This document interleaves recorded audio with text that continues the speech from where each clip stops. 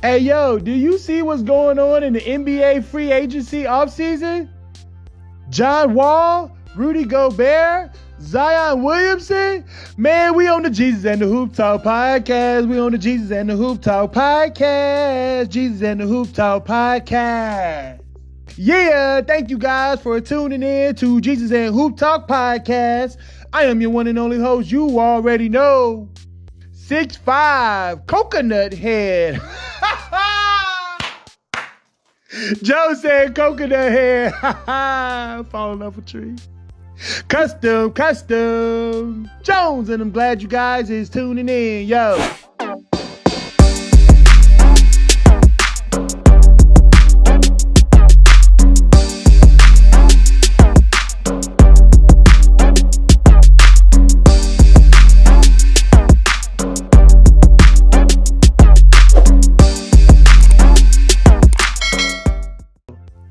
Yo, so let's get right into it, man. Let's talk about the moves that's been going on in the NBA. Yo, it's been some crazy moves and some hidden moves as far as trades is concerned that's been going around the league. And Custom is here to give you the update. Starting with the first one, Rudy Gobert. Man, this is just shocking coming from the Jazz, because from a fan's perspective, what this is saying is that we tried to work with Donovan Mitchell and Rudy Gobert and try to surround them with some pieces to see if we can get something to work. We tried a couple years and it didn't work. So we're going to send our three-time Defensive Player of the Year center to the Timberwolves. Oh!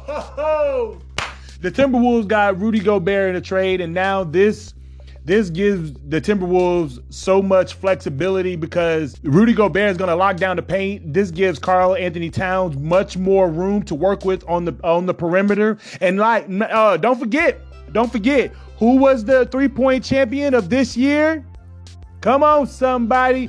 Karl-Anthony Towns won the three-point contest. So this will give him more opportunity to show his three-point ability and work inside out while Rudy Gobert is locking down the paint. On second thought, going back to the Jazz, they just traded away. Gave away Royce O'Neal, who was good friends with Donovan Mitchell, the star player of the Utah Jazz. And being that they gave him away and they gave away the center, it only makes sense to give Donovan Mitchell to a team that could possibly win a championship, because they're blowing that roster up. Let's move on to the next. Trade, man. Let's go. The Boston Celtics got Malcolm Brogdon from the Pacers. I think this is a really good move that the Pacers made. This gives I said the Pacers. Did you hear me? Oh, this is a really good move from the Celtics.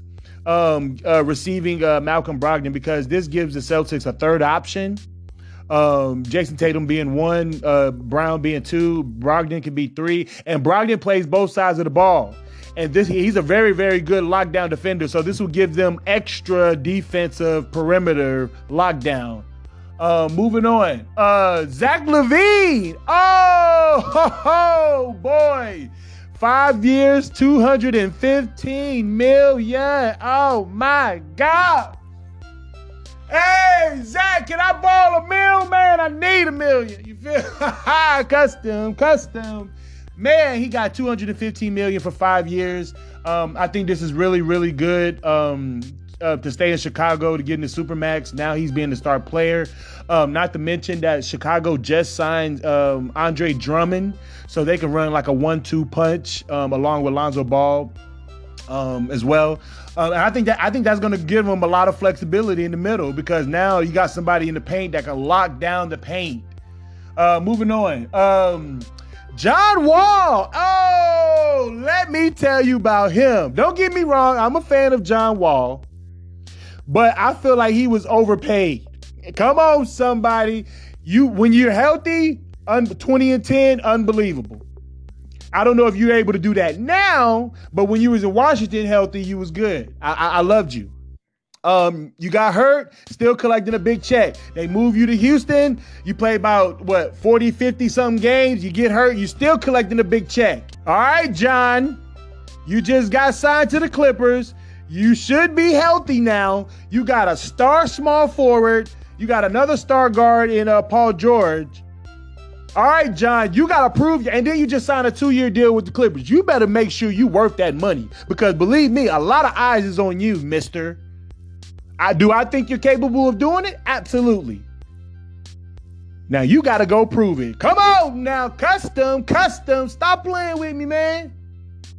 All right, headed to Portland. Jusuf Nurkic. He just got like a 4-year, $70 million deal. And to be honest with you, I don't know if he deserved that. He's been hurt a good portion of the time that he was in Portland. And don't get me wrong, when he's healthy, he could produce. Great when healthy. He's coming off an injury, and now y'all just gave him 4 years, $70 million. You better make sure that pays off, because I don't know if he deserves that. Now, let's not forget, they just signed Jeremy Grant, who was having a career year, to Portland as well. So this is going to be interesting to see how all that's going to play out. But I don't know if he deserves that. He got his money. Hey, no problem. Now I want to see you actually earn your money. You hear me? Come on now. Oh, yeah. Don't forget, this was a big shocker. Kevin Durant requested a trade from Brooklyn. I thought that was a really, really big shocker for me. From what I'm hearing around the area, I believe that Kevin Durant and Kyrie Irving are trying to go to the Lakers. They're trying to work something out where they could trade Westbrook or something like that. I don't know how they're going to work it out, but they're trying to work it out. The reason why I bring that up is because let me go back to that first trade with Rudy Gobert. The Jazz received Malik Beasley, Patrick Beverly, Leandro Ballamaro. I don't know how to say his last name. My bad. Walker Kessler, Jared Vanderbilt, 2023 first round pick, 25 first round pick, 26 pick swap, 27 first round pick, and a 29 first round protected pick. God dang, Utah won that trade. Come on now. I think Utah really won that. I think Utah really won that trade because those picks could turn into something special in the long run.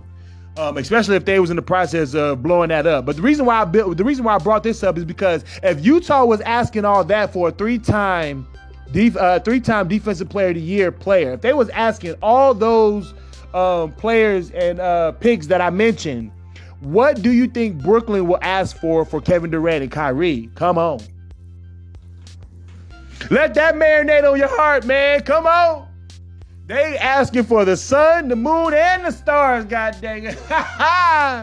Oh, yeah, don't forget. The Warriors just signed Dante DiVincenzo. I know to some of y'all this may not be something important, but I think this is a really good move because don't forget, Dante DiVincenzo, he just won a championship with Giannis Antetokounmpo a couple years ago. When Giannis won it, he was on that team when they won it. And now the Golden State Warriors just won a championship and they just signed this guy.